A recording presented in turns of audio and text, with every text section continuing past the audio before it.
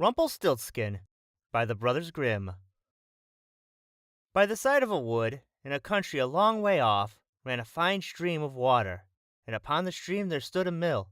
The miller's house was close by, and the miller, you must know, had a very beautiful daughter. She was moreover very shrewd and clever, and the miller was so proud of her that he one day told the king of the land, who used to come and hunt in the wood, that his daughter could spin gold out of straw. Now, this king was very fond of money, and when he heard the miller's boast, his greediness was raised, and he sent for the girl to be brought before him.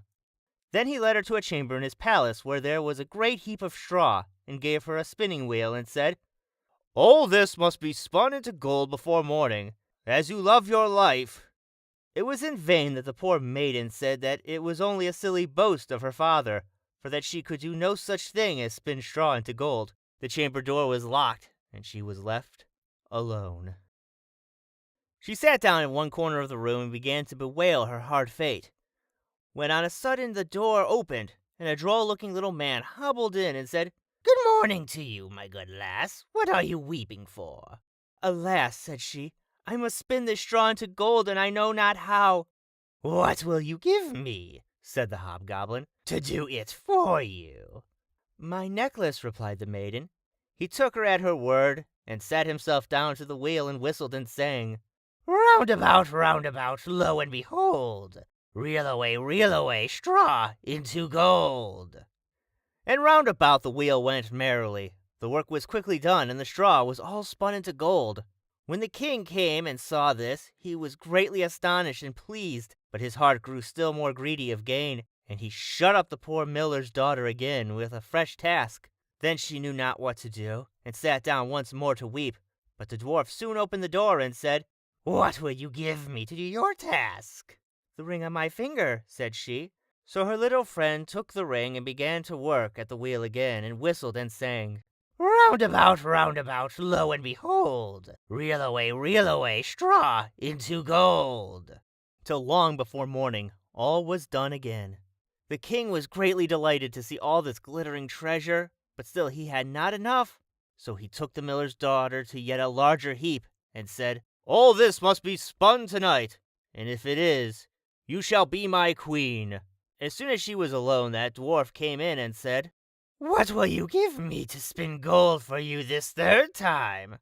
"Then say you will give me," said the little man, "the first little child that you may have when you are queen." "That may never be," thought the miller's daughter.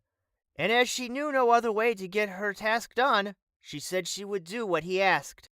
Round went the wheel again to the old song, and the manikin once more spun the heap into gold. The king came in the morning, and, finding all he wanted, was forced to keep his word. So he married the miller's daughter, and she really became queen. At the birth of her first little child, she was very glad, and forgot the dwarf and what she had said. But one day he came into her room, where she was sitting playing with her baby, and put her in mind of it. Then she grieved sorely at her misfortune, and said she would give him all the wealth of the kingdom if he would let her off, but in vain, till at the last of her tears softened him, and he said, "I will give you 3 days' grace, and if during that time you tell me my name, you shall keep your child." Now the queen lay awake all night thinking of all the odd names that she had ever heard, and she sent messengers all over the land to find out new ones. The next day the little man came, and she began with Ichabod, Benjamin, Jeremiah, and all the names she could remember, but to all and each of them he said, "Madam, that is not my name." The second day she began with all the comical names she could hear of, Bandylegs, Hunchback, Crookshanks, and so on. But the little gentleman still said to every one of them, "Oh, madam, that is not my name." The third day one of the messengers came back and said, "I have traveled 2 days without hearing of any other names, but yesterday, as I was climbing a high hill among the trees of the forest where the fox and the hare bid each other good night, I saw a little hut, and before the hut burnt a fire, and round about the fire a funny little dwarf was dancing upon one leg and singing, "Merrily the feast I'll make, today I'll brew, tomorrow bake, Merrily I'll dance and sing, for next day will a stranger bring. Little does my lady dream, Rumpelstiltskin is my name. When the queen heard this, she jumped for joy, and as soon as her little friend came, she sat down upon her throne and called all her court round to enjoy the fun.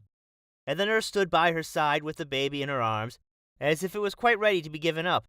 Then the little man began to chuckle at the thought of having the poor child to take home with him to his hut in the woods, and he cried out, "Now, lady, what is my name?" "Is it John?" asked she. "No, madam."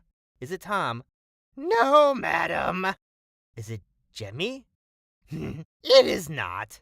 "Can your name be Rumpelstiltskin?" said the lady slyly. "Some witch told you that!"